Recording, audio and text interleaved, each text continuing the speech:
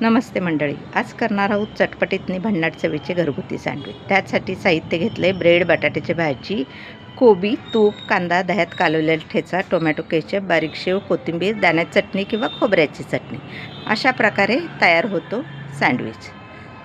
तर प्रथम 4 ब्रेड घेऊन त्याला दोन्ही साइडनी तूप, बटर किंवा पातळ डाळा मग काहीही लावू शकता। मी इथे 4ही ब्रेडना दोन्ही साइडने व्यवस्थितपणे तूप लावून घेतलेले आहे। एक एक ब्रेड घेऊन एक एक साइडला तूप पसरून घेतले आहे। चारही बाजूनी भरपूर तूप लावलेलं आहे। मग एक ब्रेड घेऊन त्यावर मिरची, लसूण, जिरे, कोथिंबीर, मीठ घालून वाटलेला ठेचा लावला आहे। त्यात दही कालवलेलं आहे, भरपूर असा ठेचा, ज्याला तिखट आवडेल त्यांनी भरपूर असं लावू शकता। ठेचा लावल्यानंतर दुसऱ्या साईडला उकडलेल्या बटाट्यात मिरची, ठेचा आणि मीठ, थोडीशी साखर घालून तयार केलेली बटाट्याची भाजी लावून घेतली आहे। ही बटाट्याची भाजी तुम्ही भरपूर लावू शकता, आवडेल तशा प्रकारे आपण लावून घेऊ शकता। त्यानंतर बटाट्याच्या भाजीवर टोमॅटो केचप थोडंसं लावून घ्यायचं आहे। टोमॅटो केचप लावून झाल्यानंतर दोन्हीही ब्रेडला दोन ब्रेड घेतलेले आहेत, म्हणजे सँडविच मेकरवर 2 सँडविच ठेवू शकता। केचप लावलेल्या ब्रेडवर प्रथम कांदा चिरलेला, बारीक चिरलेला कांदा पसरून घ्यायचा आहे। दोन्हीही ब्रेडवर कांदा पसरून घेतलेला आहे।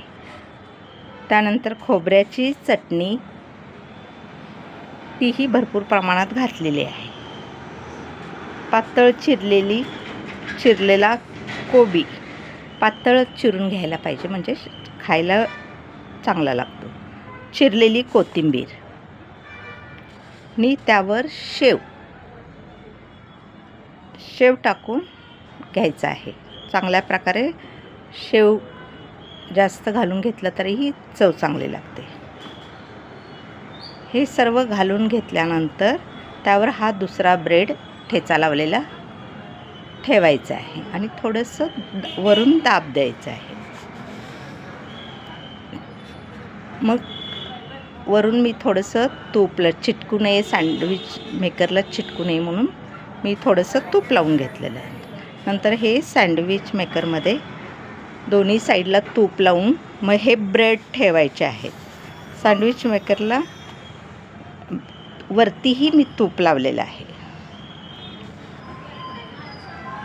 मग थोडंसं दाबून चालू केलेलं आहे आणि दाबून सँडविच एक 5 मिनटासाठी सँडविच मेकर ठेवलेलं आहे। 5 मिनटातच तयार होतो सँडविच। अशा प्रकारे सँडविच तयार झाला। छान करायलाही सोपे आहे, खायलाही चटपटीत आहे। तुम्हीही करून बघा, कसे झाले ते जरूर कमेंट करून कळवा। आवडले तर लाईक करा, शेअर करा, सबस्क्राईब करा। धन्यवाद।